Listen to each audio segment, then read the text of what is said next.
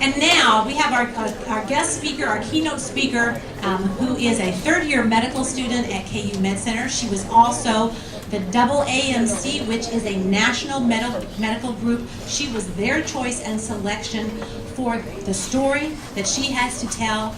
She's been known now nationally, and we are lucky enough to have Ms. Ana Jimenez join us to tell her our story and give a challenge to the students. Thank you. Ana?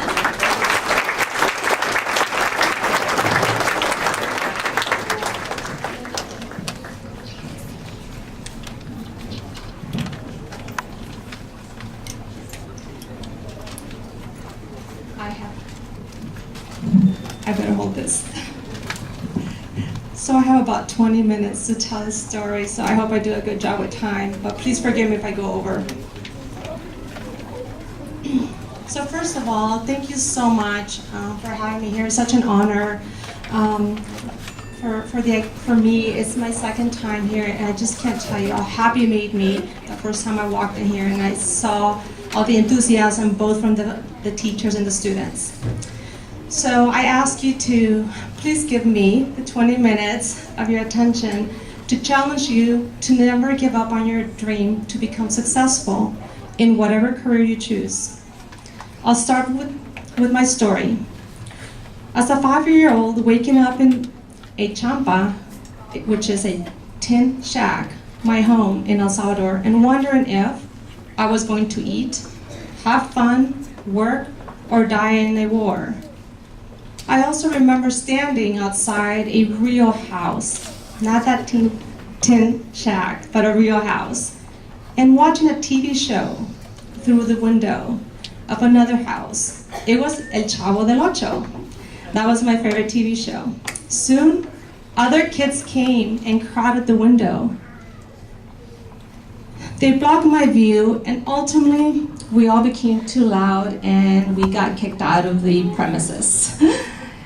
I will then walk home wearing my plastic sandals, hurting my feet from the heat of the rocks and cement of the roads.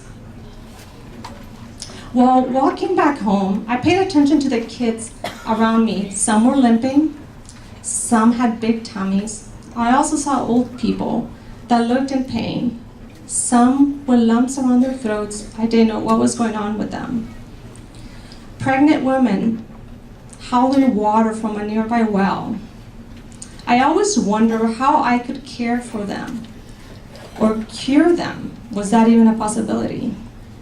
I felt their pain like if it were mine, and I no longer felt the pain on my tired feet from those hot sandals. My thirst was no longer for water, but for becoming a physician to care for these people, my people, and the world's people.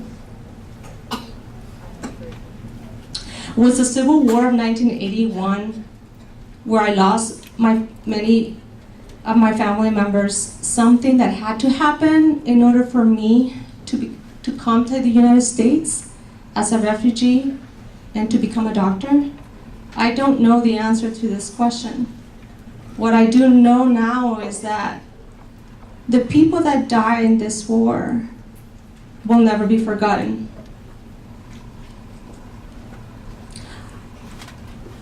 Arriving in the United States was a fairy tale in my mind. Running water from faucets, no more wells, electricity available 24 hours and not every other day. Be able to watch TV in your own home, not in that tin shack or from a window. Watch the whole episode of El Chavo del Ocho. Inside my house. Wow. And most important, free education. I could see myself being a doctor. Sadly, as much as if it was a fairy tale in my head, like I said before, the reality was that poverty and problems still existed. They just existed under other circumstances in another environment. My father sent my sisters, my mother, and I back to El Salvador I was probably around 10 or 11. He knew very well that we were illegal and will not be able to return to the United States. Back in El Salvador, poor again, my dream of becoming a physician seemed unattainable. I focused on getting a job.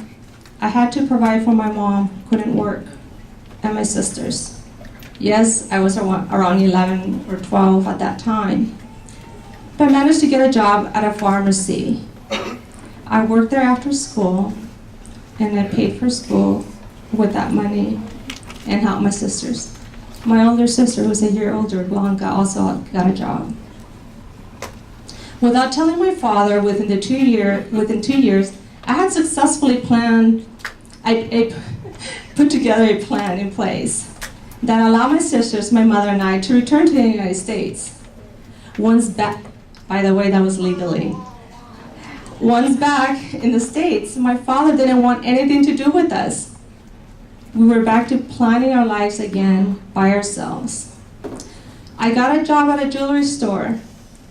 I was around 13. They said they will pay me $10 a day, and I thought, wow, that's a lot of money. Well, found out it wasn't a lot of money. It was there where at the age of 13, I was taken advantage of by an older man. By the age of 14, I was a mother to a beautiful girl. I named her Isabel. I completed high school at a school for pregnant teens. This school was very basic in terms of their education, no enrichment programs. The goal was to get you a job and not a career or profession.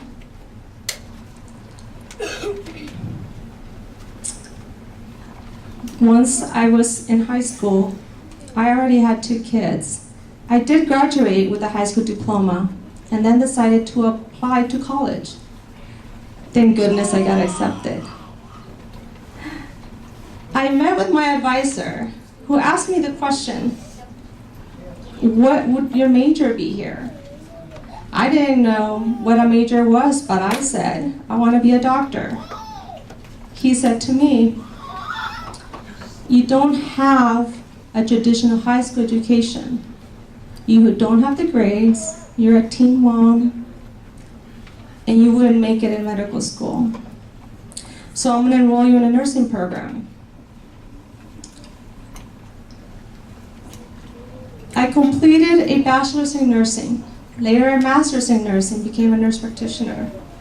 But my passion and the dream to become a physician, in those days walking the heat as a child and looking at the people that I could help more holistically, not that I couldn't as a nurse, but more comprehensive and holistically, still existed and never died. After talking to my daughter, who at that time was in high school, which reminds me of all of you guys here, and telling her that she could do anything she wanted, all she had to do is try. She then told me, you're such a liar, you never did. I love her, but she told me the truth. In fact, I had given up on myself. She was right. Once I realized that, I planned out my journey to medical school. Working as a nurse, day shift, night shift, evening shift, holidays, saving some money, taking care of the kids. Teenagers are very difficult to take care of, and a little one. At that time, I already had 3 kids. And at the same time, taking my pre-med classes. All that was difficult but necessary. I took the MCAT and scored so low. I wasn't discouraged. Well, maybe I was a lot. But I bounced back and I said, I need to study more and retake it. So I took it again. With a few more points to my score, it gave me some hope. I applied to over 100 medical schools. I knew I only needed one to say yes. And that was KU. I quit my job as a nurse practitioner, make sure that my older kids one of them had already graduated, cashed out my savings, my 401k, established some funding for them to be provided for while I was gone, and packed my bags and came to Kansas. So the message is, well, maybe it's just a quote, my own message to you all. Believe that you are more than a standardized score to your future patients, students. I'm a little biased, it's more medical than any other profession, but it applies, I think, to any profession. Convince yourself that you have the discipline, the commitment, the passion to become a physician, teacher, nurse, and that no standardized test is capable of measuring those attributes. Once you do this, you will be unstoppable and your life will be fulfilled. I challenge you to be whichever part of my life, that little girl watching the TV show out of this, from the window, that nurse, the nurse practitioner, the mom, the teenage girl who was pregnant, living in the ghetto, etc. I challenge you to see that and to know that you have it much better than I did, and you're more equipped to make your dreams come true. But a dream that you believe in and that you will never forget. Once you do that, don't look back. Look forward, focus, and enjoy the ride. As painful as it might be in the past, that it's over. Thank you so much for having me. I really appreciate this.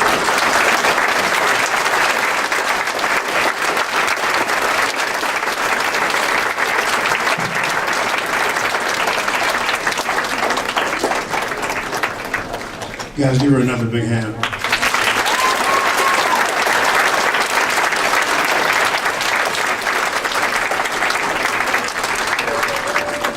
I don't know about you guys, but I heard no excuses. Okay? All right, so great message. At this